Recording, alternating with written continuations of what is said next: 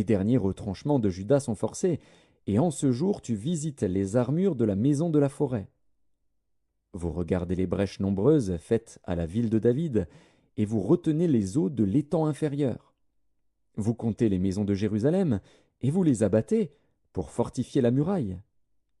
Vous faites un réservoir entre les deux murs pour les eaux de l'ancien étang. Mais vous ne regardez pas vers celui qui a voulu ces choses. Vous ne voyez pas celui qui les a préparées de loin. Le Seigneur, l'Éternel des armées, vous appelle en ce jour à pleurer et à vous frapper la poitrine, à vous raser la tête et à ceindre le sac. Et voici de la gaieté et de la joie. On égorge des bœufs et l'on tue des brebis. On mange de la viande et l'on boit du vin. Mangeons et buvons, car demain nous mourrons. L'Éternel des armées me l'a révélé. Non, ce crime ne vous sera point pardonné que vous ne soyez morts, dit le Seigneur, l'Éternel des armées. Ainsi parle le Seigneur, l'Éternel des armées. Va vers ce courtisan, vers Shebna, gouverneur du palais. Qu'y a-t-il à toi ici, et qui as-tu ici, que tu creuses ici un sépulcre? Il se creuse un sépulcre sur la hauteur, il se taille une demeure dans le roc. Voici, l'Éternel te lancera d'un jet vigoureux. Il t'enveloppera comme une pelote. Il te fera rouler, rouler comme une balle, sur une terre spacieuse. Là tu mourras. Là seront tes chars magnifiques. Ô toi, l'opprobre de la maison de ton maître. Je te chasserai de ton poste. L'Éternel t'arrachera de ta place. En ce jour-là, j'appellerai mon serviteur Eliakim, fils de Hilkija. Je le revêtirai de ta tunique, je le ceindrai de ta ceinture, et je remettrai ton pouvoir entre ses mains. Il sera un père pour les habitants de Jérusalem et pour la maison de Juda. Je mettrai sur son épaule la clé de la maison de David. Quand il ouvrira, nul ne fermera. Quand il fermera, nul n'ouvrira. Je l'enfoncerai comme un clou dans un lieu sûr, et il sera un siège de gloire pour la maison de son père. Il sera le soutien de toute la gloire de la maison de son père, des rejetons nobles et ignobles, de tous les petits ustensiles, des bassins comme des vases.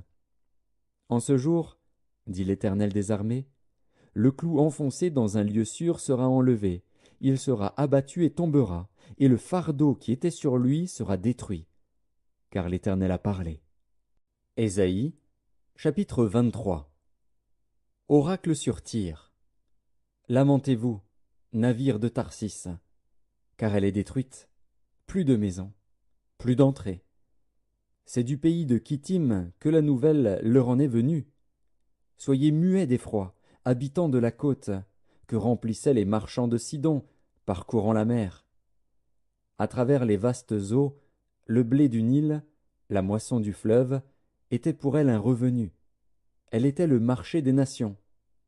Sois confuse, Sidon, car ainsi parle la mer, la forteresse de la mer. Je n'ai point eu de douleur, je n'ai point enfanté, je n'ai point nourri de jeunes gens, ni élevé de jeunes filles. Quand les Égyptiens sauront la nouvelle, ils trembleront en apprenant la chute de Tyr. Passez à Tarsis, lamentez-vous, habitants de la côte. Est-ce là votre ville joyeuse? Elle avait une origine antique, et ses pieds la mènent séjourner au loin. Qui a pris cette résolution contre Tyr, la dispensatrice des couronnes, elle dont les marchands étaient des princes, dont les commerçants étaient les plus riches de la terre? C'est l'Éternel des armées qui a pris cette résolution, pour blesser l'orgueil de tout ce qui brille, pour humilier tous les grands de la terre. Parcours librement ton pays, pareil au Nil, fille de Tarsis. Plus de joug. L'Éternel a étendu sa main sur la mer. Il a fait trembler les royaumes. Il a ordonné la destruction des forteresses de Canaan. Il a dit, « Tu ne te livreras plus à la joie, vierge déshonorée, fille de Sidon. Lève-toi, passe au pays de Kittim.